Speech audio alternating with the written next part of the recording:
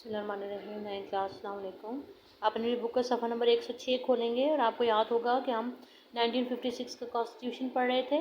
आज हमने आगे इसके एक दो पॉइंट आदि पॉइंट रह गया है जिसको आज हमने करना है, ख़त्म करना है। आज हमने इसको इसके साथ ही मैं आपको एक्सरसाइज से 2-3 शॉर्ट क्वेश्चन के आंसर मार्क करवाऊँगी, क्योंकि उन टॉपिक्स में से हैं जिनको हम पढ़ चुके हैं, तो मैं चाहती हूँ कि उनके शॉर्ट क्वेश्चन जो वो साथ साथ आपके नोटबुक में कंप्लीट होते जाए।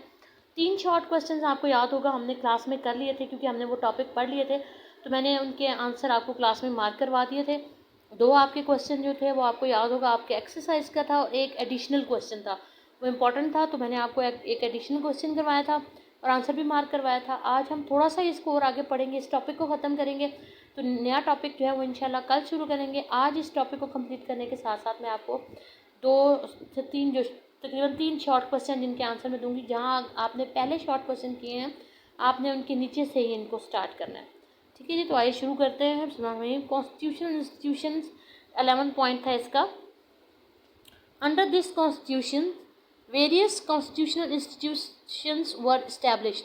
किस कॉन्स्टिट्यूशन के ज़ेर निगरानी इसके अंडर जो है मुख्तलिफ आइनी इदारे कायम किए गए। Among those institution Islamic research institute, public service commission था, chief election commission and auditor general are worth mentioning. Worth mentioning का मतलब क्या है कि ये ज़्यादा काबिल ज़िक्र 3-4 इदारे हैं। इस्लामी तहकीकात इस्लामी, public service commission, chief election commissioner और ऑडिटर जनरल वगैरह। ठीक है, और ये काम कैसे करेंगे? All these institutions were authorized to work in their respective scopes. इन्हें अपने दायरे इख्तियार में रहकर ही ये अपने काम करने के जो है वो मजाज थे, जिन्हें इख्तियार दिए गए थे, इसी के अंदर रहकर अपना काम कर सकते थे। नेक्स्ट इसका आज हम पढ़ेंगे लास्ट टॉपिक, वो क्या है? Abrogation of constitution. एब्रोगेशन का मतलब क्या होता है? मनसूखी, ख़त्म कर देना। तो ये कॉन्स्टिट्यूशन ख़त्म कैसे हुआ? The constitution 1956 was passed after long and untiring efforts of 9 years, but did not last for long, proved to be short-lived due to specific circumstances of Pakistan, which include mutual differences and quarrels of politicians, unfair interruptions of army and bureaucracy in democratic institutions.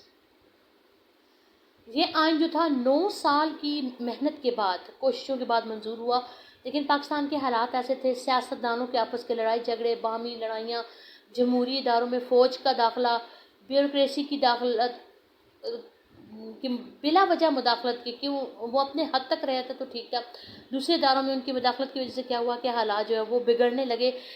Lack of able leadership का, अगर ये कहा जाए कि आला क़यादत की भी कमी थी, फुकदान था, and high handedness of governor general in affairs of government. और दूसरी वजह क्या थी कि गवर्नर जनरल की हुकूमती मामलात में बेजा मनमानी ने इस आइन को जो है वो ज़्यादा देर चलने नहीं दिया। This constitution of 1956 remain implemented for 2 years 7 months। अब आपने इस डेट को भी याद रखना है, ठीक है, MCQs में भी आपसे पूछा जा सकता है। कितने टाइम के लिए रहा? 2 साल और 7 months के लिए। In October 1958 the then commander in chief of Pakistan army general Mohammad Ayub Khan dismiss the government and set up a military regime. Military regime का मतलब क्या होता है?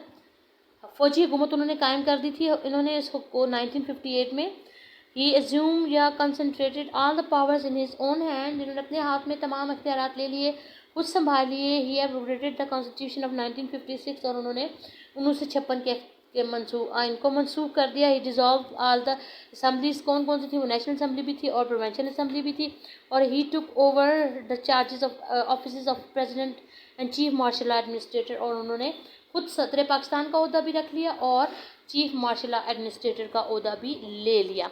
किसकी बात हो रही है? अयूब खान की बात हो रही है, जिन्होंने 1956 के कॉन्स्टिट्यूशन को ख़त्म कर दिया। जिसको ख़त्म करने की वजह क्या थी कि सियासतदानों की आपस में लड़ाई झगड़े, बाहमी चपकलश थी, जमहूरी इदारों में फ़ौज की मुदाखलत, ब्यूरोक्रेसी की मुदाखलत थी, आला क़यादत का फुकदान था, और गवर्नर जनरल की हुकूमती मामलात में बेजा मनमानी ने इस आइन को ज़्यादा देर तक चलने नहीं दिया। तो आइए अब हम इसकी एक्सरसाइज की तरफ आते हैं। एक्सरसाइज में मैंने आपको इसका पहला क्वेश्चन का आंसर करवा दिया था, और इसके अलावा एक मैंने बुक के अंदर से आपका एडिशनल क्वेश्चन करवाया था। आज हम मज़ीद इसके मैं आपको 1-2 क्वेश्चन करवाऊँगी, आप मार्क कर लीजिए। पहला तो है right 5 Islamic provisions of the constitution 1956। ठीक है, अब इसी तरह उर्दू में भी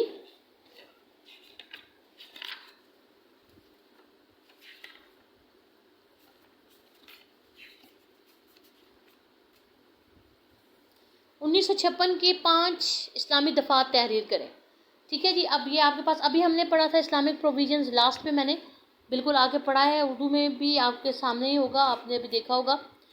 उर्दू में भी ये देखिए, ये इस्लामिक प्रोविजंस हैं। इसमें क्या हुआ, इसमें क्या